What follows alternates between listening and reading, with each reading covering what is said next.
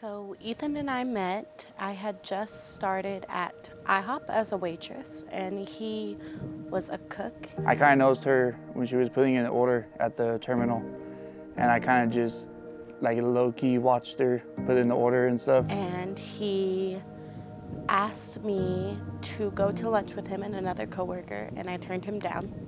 And I told my boss, I was like, "Who's that?" And she was like, "It's Hope." And I was like, "She's cute." I was like, "I want to take her on a date." Our first date, we talked and talked and talked, and he was just very sweet. He had these gorgeous blue eyes that I would get lost in, and he was just an all-around sweet guy. It just took me a second to warm up. I knew Hope was the one when we had our first date. Pretty much stood up all night talking about each other's lives, our families, our beliefs. I knew right then and there.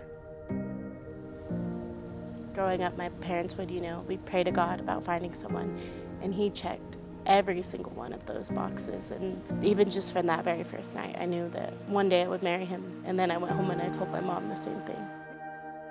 What I love most about Hope is she's outgoing, she's a hard worker, she keeps me on my toes. When I go into the wrong direction, she pulls me right back into the right one.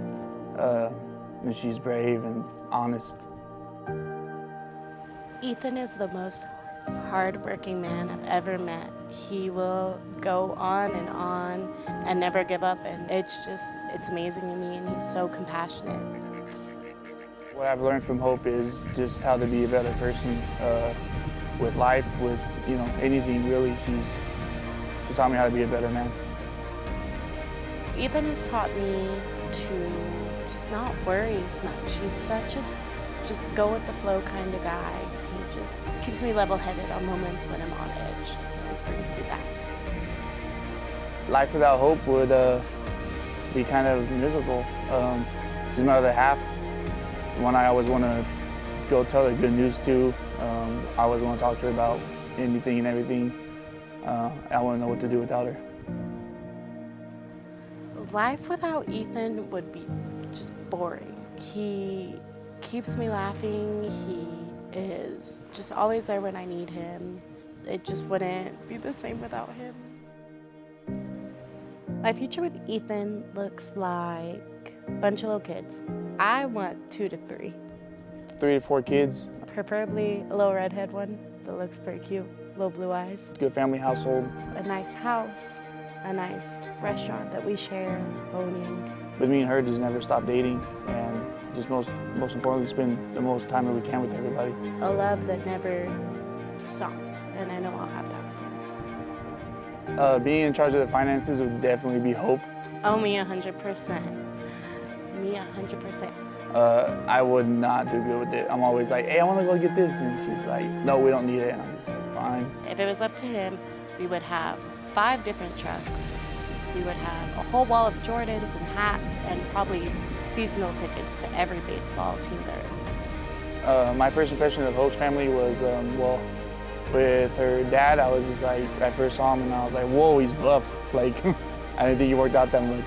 Her mom's super funny as soon as I met her, very loving. It's like she knew me forever.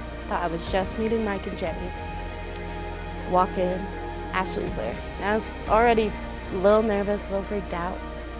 And the first thing they told me was about Athena, which I could go into more detail, but y'all need to know that. It hyped me up so much to where it's like I was so scared to meet him and all this. And then when I met him, I was so nervous. But after I met him, it was just like, it was perfect. They were all very sweet, very welcoming, and they had me laughing and everything. But they were something, Ashley especially.